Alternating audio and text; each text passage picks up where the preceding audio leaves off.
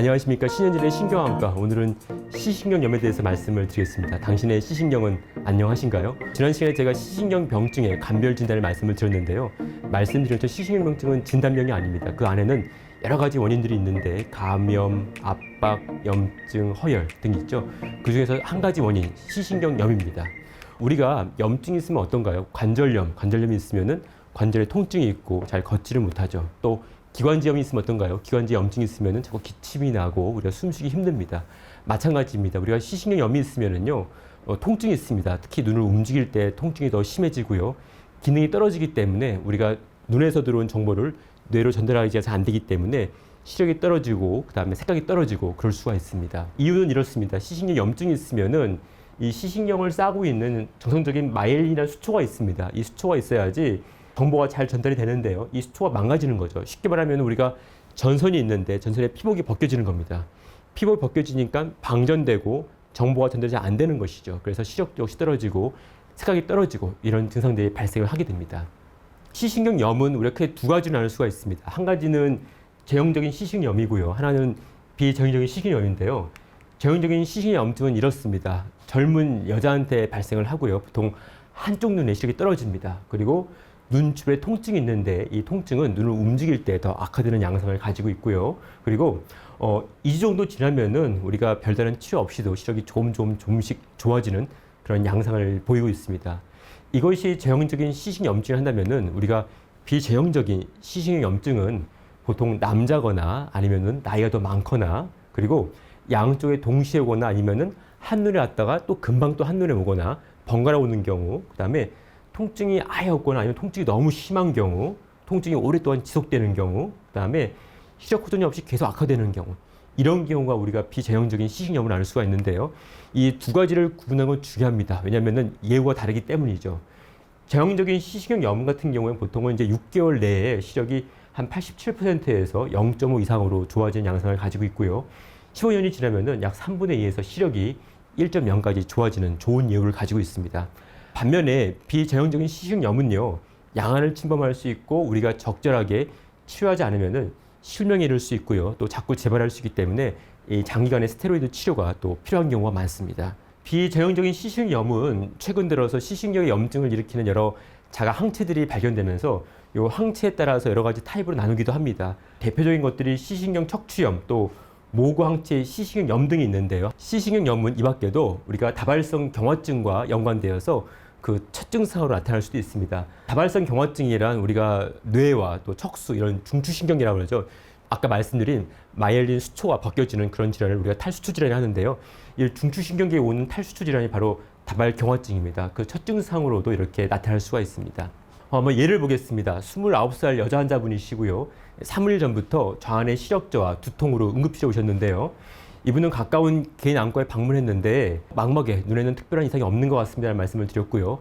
왔을 때는 좌안의 시력이 0.1로 매우 감소되어 있던 그런 상황이었습니다. 이분의 안전을 보시면은 안전은 정상이었고 이게 시신경인데 특별히 시신경이 출혈이 있거나 부어 있거나 그런 소견은 없었습니다.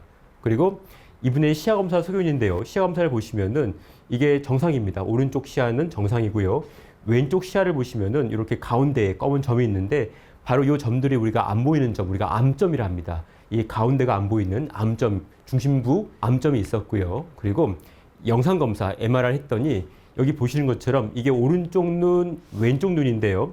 이건 눈을 움직이는 근육입니다. 그리고 그 근육 사이에 있는 게 시신경인데 여기 오른쪽과 달리 왼쪽 시신경에서 이렇게 하얗게 조형 증강, 염증 소견을 보이는 걸 볼 수가 있습니다. 이분은 MRI를 보시면은요, 머리 MRI에서 이렇게 백색질에 하얗게 보이는 동그란 모양의 가운데 보이는 이렇게 음영들이 보이는데요. 정상을 보시면 정상 이런 것들이 없는 걸 볼 수가 있습니다. 이런 것들을 보고서 이분은 우리가 다발성 경화증, 즉 중추신경계, 시신경과 뇌에 여러 탈수초 질환들이 발생했구나라는 걸 알 수 있고 다발 경화증으로 진단을 내릴 수 있는 거죠. 이처럼 다발 경화증의 첫 증상으로 우리가 시신경염이 나타날 수가 있습니다. 다른 예를 한번 들어보겠습니다. 이분은 50세 남자 환자분, 일주일 전부터 오른쪽 눈에 시력 저하로 오셨는데요. 시력이 0.1까지 떨어졌습니다. 이분은 시신경 MRI 검사를 했었을 때 MRI에서 보신 것처럼 시신경이 하얗게 이렇게 염증 소견을 볼 수가 있는데요. 아까 보여드린 시신경염과는 좀 다른 걸 볼 수 있습니다. 시신경염 같은 경우에는 이렇게 실질 안에 이렇게 염증성이 보이는데 이분은 시신경이 마치 좀 두꺼워진 것처럼 보이고요. 주변으로도 지저분하게 염증이 침입된 걸 볼 수가 있습니다. 이런 것들이 바로 이제 모광체 시신경염의 특징입니다. 이분은 스테로이드를 치료한 다음에 바로 시력이 좋아지셨으나 아까 말씀드린 것처럼 3개월 후에 다시 시력이 떨어져서 자꾸 재발을 잘하죠. 떨어져가지고 다시 오셨습니다. 스테로이드를 치료하니까 다시 시력이 좋아졌으나 또 스테로이드를 줄이자 다시 또 재발하여서 시신경 위축이 조금씩 진행했던 그런 케이스입니다. 이처럼 모광체 시신염은 시력 저하가 심하나 스테로이드 반응을 잘 하고요. 자꾸 재발하는 그런 양상을 보일 때 우리가 의심을 할 수가 있습니다. 시신경 척수염은 말 그대로 시신경과 척추에 같이 염증이 오는 겁니다. 35세 여자 환자분, 시신경 척추염은 보시는 것처럼 양쪽에 시신경을 동시에 침범하거나 아니면 각각을 이렇게 연속해서 침범하는 경우가 많이 있고요. 이분은 이 척추에도 보시면 하얗게 염증이 있는 걸 볼 수가 있습니다. 척추에 염증이 있기 때문에 우리가 보행장애, 또 사지 감각 이상, 또한 변실금 이런 증상들이 동반됐던 분이시고요. 이런 시신경 척추염은 특히 서양인보다 동양인한테 많은 특징을 보이고 있습니다. 시신경염의 치료는 아까 보셨던 것처럼 초기에는 가장 많이 하는 스테로이드 치료입니다. 스테로이드를 써서 우리가 불난 집에 급한 불을 꺼야 되고요. 그리고 정맥으로 보통 주사를 많이 합니다.